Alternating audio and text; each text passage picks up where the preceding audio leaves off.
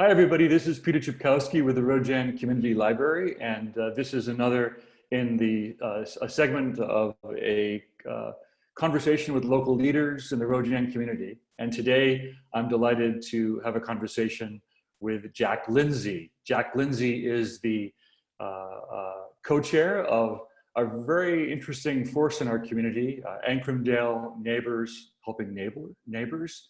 And he is also very involved in the food program associated with it. So welcome, Jack. Thanks so much for being here today. My pleasure. Thanks for asking me to do this. Now, Jack, the Neighbors Helping Neighbors program is highly respected in our community, and I know that you guys are making an enormous difference. So thank you so much for everything you're doing there. And I know that a lot of us are very eager to hear about the program and your activity. But before we get to that, tell us a little bit about who you are and your background. Okay, well, I'm Jack Lindsey. We moved to Ancram in 2003. I had retired from being a curator at the Philadelphia Museum of Art, and my partner Bob was in advertising in Manhattan. And we both just wanted to make a change in our lives. And I grew up on a farm, so I wanted to have some land, if not a farm. So we started looking in Columbia County and landed very happily in Ancram, and have been here full time since 2003. I think we just saw Bob sneak by you. So he probably did right by. Yeah. Good. I like it when things like that happen in the background. So you grew up on a farm. What kind of farm was it? And do you have a farm now? We bought an old farm here. It hasn't been farmed in probably 60 years. It was an old sheep farm. And so we've maintained the fields. Every once in a while, somebody will grow something on them, but it hasn't happened in a long time. The prior owners, actually the fun thing that a lot of people would probably remember is the family, two families before us who owned this house had been here a long time, raised 5 kids, the Von Galls. And Celeste Von Gall owned the package store in Ancram. So if you ordered some booze or beer or wine and you couldn't pick it up at the package store, you could pick it up here at this house. So the majority of people in Ancram have been in this house at one time or another in their lives. Or people still knocking on the door looking for a little sip? Exactly. Where's my order? Yeah. But we don't farm. The owner before us was a landscape architect and did incredible perennial beds, and specimen trees and all that. So we have about 11 acres that we're just trying to maintain the way it was left to us. And then our land is part of the watershed for the town of Ancram. So we're very careful to protect that as well. So we have 5 ponds and a stream that runs through the property that eventually runs down to the Roe Jan. But because we're higher than the town of Ancram, we're part of the watershed for the town. What sort of activities, responsibilities do you have as someone who's aware of the watershed? Well, we just make sure that we don't use any fertilizers on our lawn, that we try as best we can to limit and protect the amount of runoff, because we're the catch basin for the hills around us.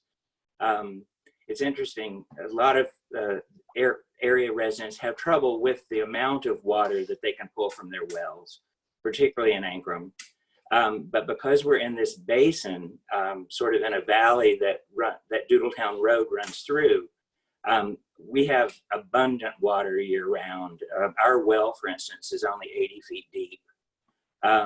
So we're just trying to protect when groundwater is that close to the surface, it's also all the more fragile.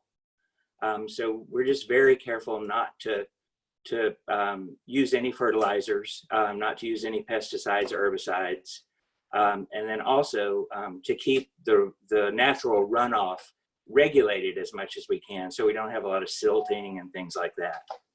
I see. That's great. Thank you. And how did you get involved in the community in Ancram? What motivated you? Kind of a funny story. About 2 or 3 years into us being here, Ancram's town board went through a difficult period where there were 5 members on the board, including the town supervisor. And 3 of the board members resigned over a conflict in direction that the town was trying to take at that point.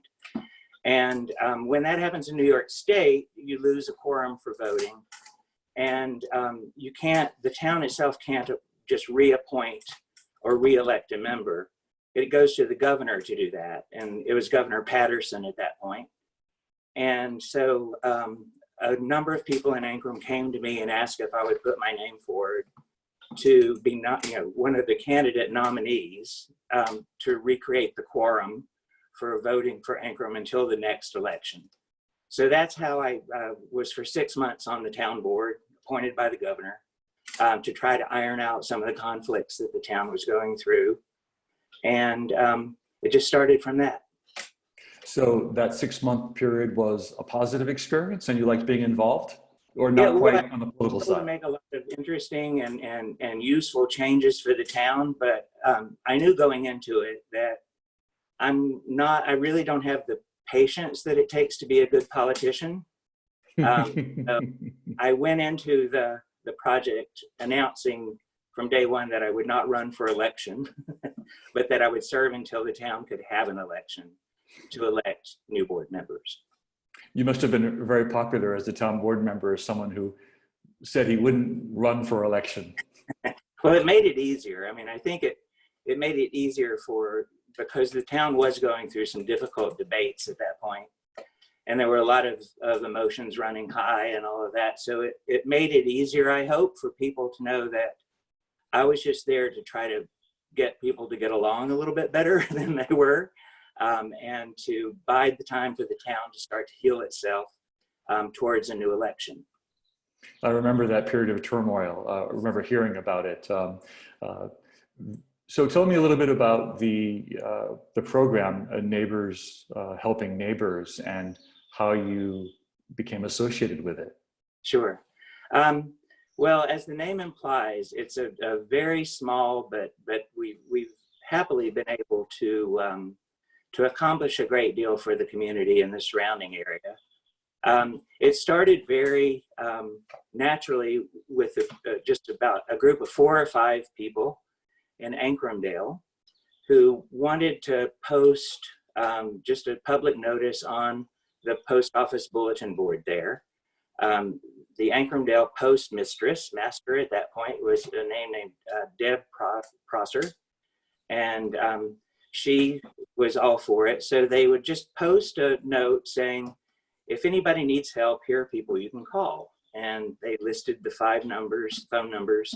And it started out as, I need somebody to clean out my gutters and I'm afraid to get on a ladder. Can you help me find somebody, or do you have anybody that would do that for me? I need to borrow a ladder, just something as simple as that. I need a ride to a doctor's appointment. And it proved to be useful. They got a lot of calls from people just needing simple lending a hand with this or that. And it just sort of grew over time. When Bob and I heard about the organization, they were debating whether to become a 501c3 charitable, licensed organization. And they were finding that they were somewhat limited in the amount of donations that they were receiving because they weren't licensed to give a tax deduction. And 501c3, obviously lets you do that. So they didn't have the funding to do that. It wasn't a lot, but Bob and I gave them the money to investigate doing that as a Christmas gift to the organization one year. And they did get their 501c3 license, and they started doing Christmas baskets and Thanksgiving holiday baskets for families in need in the area. That turned into a sort of adopt a family program to also buy gifts for families during the holidays. That expanded to a program that we started to help people pay for unexpected one-time, big expenses like a breadwinner's car breaking down, or if someone needed a new furnace.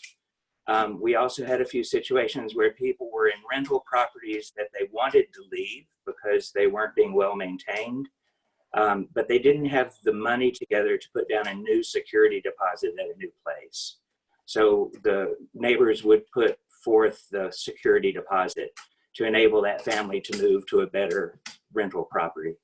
So we just kept expanding. In 2010, we figured out that, I mean, pretty logical, if people need food during the holidays, they probably need food during the year. So we started very small with a delivery program to about 6 families in the township that we knew needed help. And we would go to the local farm stands in the area that weren't open during the week. And we'd go on Sunday night or Monday morning, and they would give us the produce that they had that would not last until the following Friday to be viable for sale. And then very nicely, when the Hannafords in Livingston opened, for about 2 years, we would go once a week, and Hannafords would pull all of their sell-by-date dairy products and give us those 3 or 4 days before the sell-by-date. So that's how we started. And then as the program grew and we needed more help in acquiring food, both in funding the purchases as well as locating the food itself, we became members of the regional food bank in Albany. And that has made a gigantic difference in not only the quantity, but the quality of the food that we're able to gather together. Our deliveries to the families in the area are on Mondays, and we target giving each family enough food to last them the entire week. The interesting thing, just demographically, I think, because in our area, is people ask, well, what is your typical family? You know, what's their experience? And you hear this term, the working poor, but we, I think, only have one family that is on any type of public assistance that comes to us for food. Everybody else has at least one member of the family working full time. Some of them work 2 or 3 jobs. And in this type of economy with our wage structure, a lot of people just, even though they're working more than 40 hours a week, they can't make enough to support themselves adequately and to provide food for their families. So that's where we have stepped in. Mm. And we currently serve about 18 families a week. We also have located sources for food during the growing season from a number of farms in the area.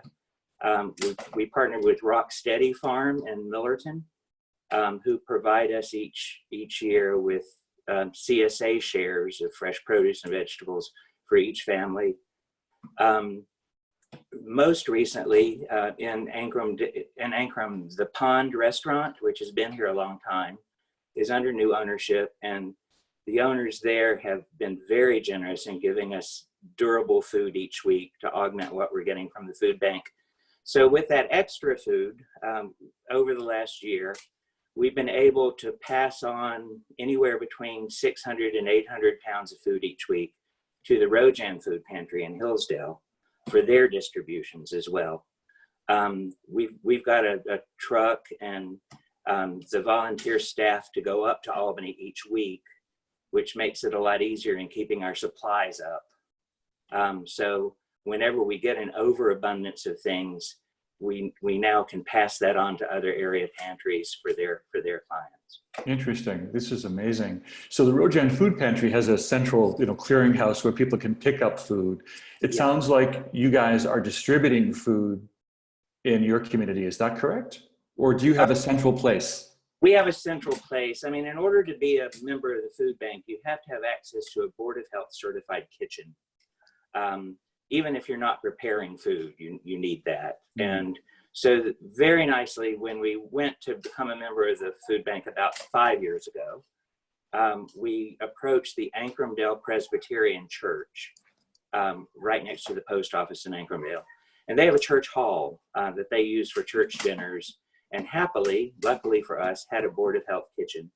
And they welcomed us with open arms to use the church hall for purposes of the food pantry. So all of our storage is there. We have 2 chest freezers and 2 refrigerators there. Mm. And then people come to the church hall each Monday at 5 o'clock to pick up their food for the week. We have about 4 clients that are either elderly or infirmed, who really can't comfortably and conveniently get out each week to pick up their food. So we deliver to them. And our policy is, a weekly appointment, is once you're into the custom of making an appointment, it's pretty easy for a lot of us to remember to do that. But things come up, and unexpected things come up, particularly with families where both parents are working and kids are in school or out of school. So our policy is, yes, you come at 5 o'clock every Monday to pick up your food, but all you have to do if something comes up is call us and we'll bring it to you. So that way, if we can still get food where it's needed, even if people can't come pick it up themselves. And Neighbors Helping Neighbors has a number of other programs as well, not food related, scholarships and so on. Can you tell us a little bit about your scholarship program and maybe a little bit about the other programs you guys have organized? Sure. Again, we're here to fill the need that the community has that isn't being filled by other agencies or sources. And in that way, we've always called ourselves kind of a triage organization. We over time have learned, if someone comes to us with a request, if there's another agency in Columbia County that is set and filling that request, we serve as a conduit to get that person to that existing agency. So we're both, not trying to do the same thing and reinventing the wheel unnecessarily. But as we see a need that isn't being filled, that the community, could benefit from, we start a new program. So Ancram started a summer camp about 8 years ago.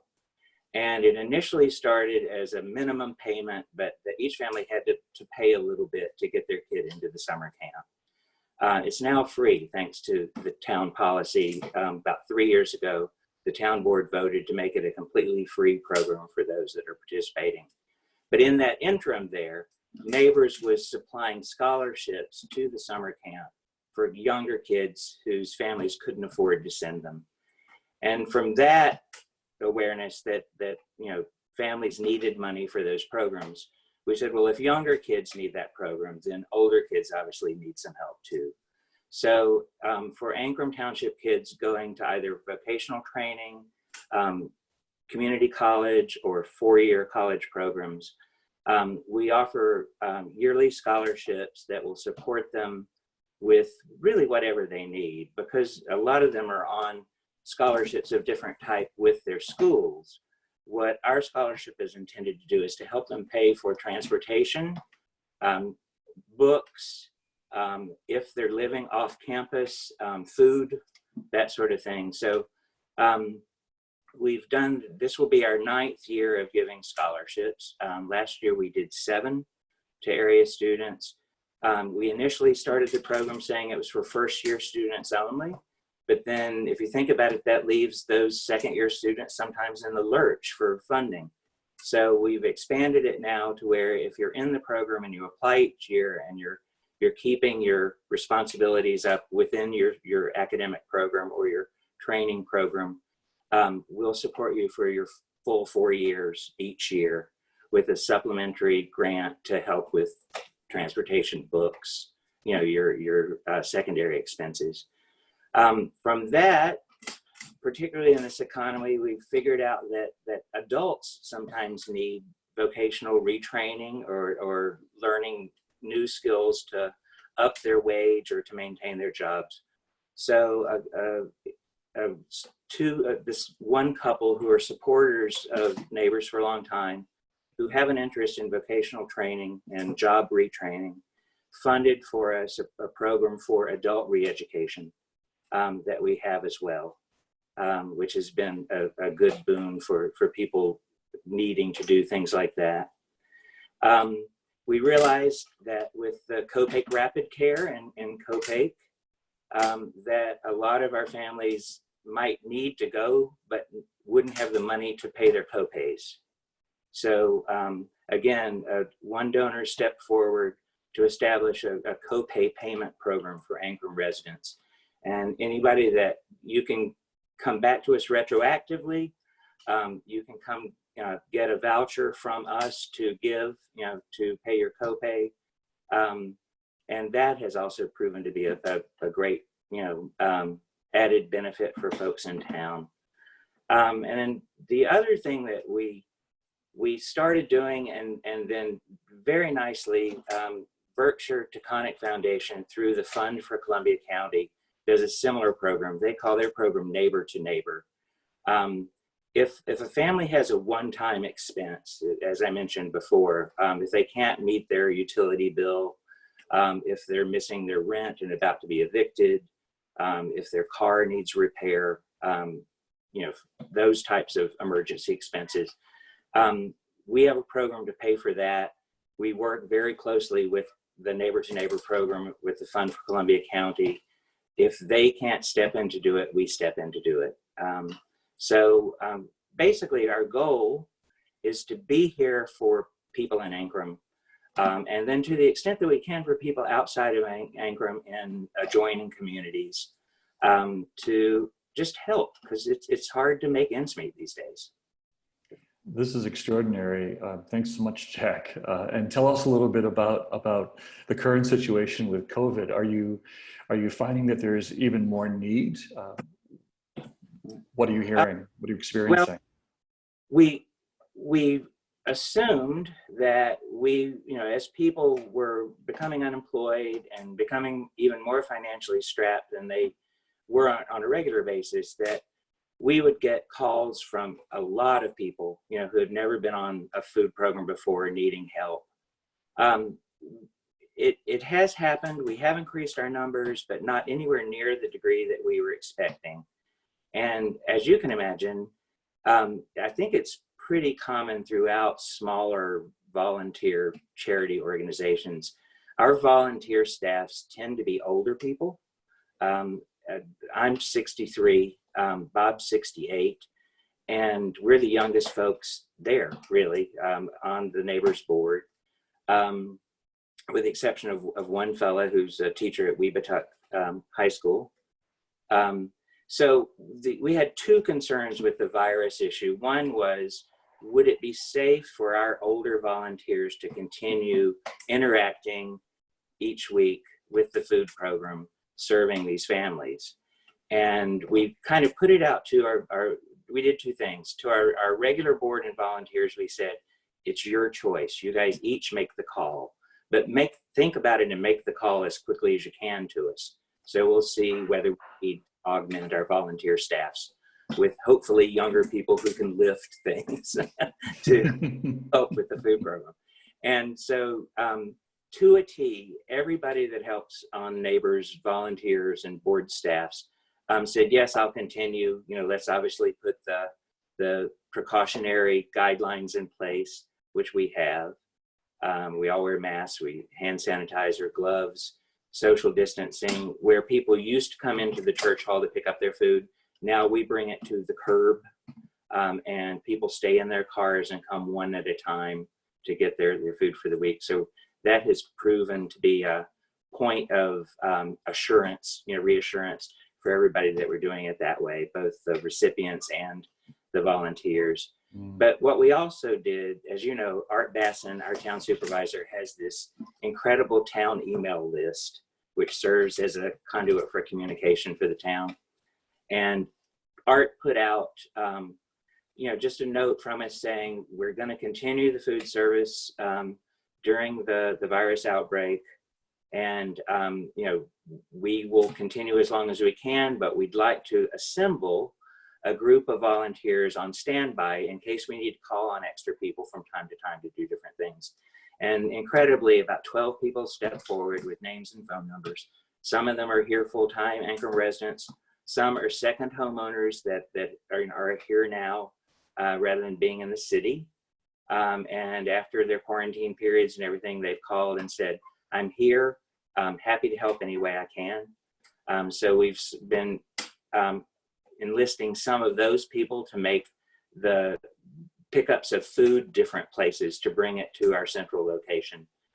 So everybody's working together to continue to make it happen.